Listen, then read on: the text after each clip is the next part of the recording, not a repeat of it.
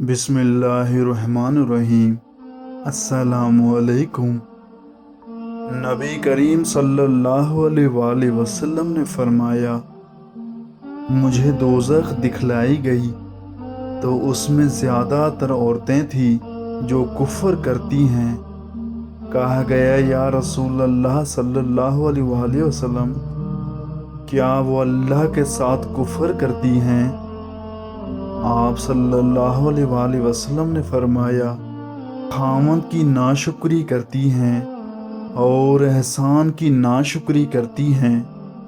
अगर तुम उम्र भर उनमें से किसी के साथ एहसान करते रहो, फिर तुम्हारी तरफ से कभी कोई उनके ख्याल में नागवारी की बात हो जाए तो फौरन कह उठेगी कि मैंने कभी भी तुझसे कोई भलाई नहीं देखी।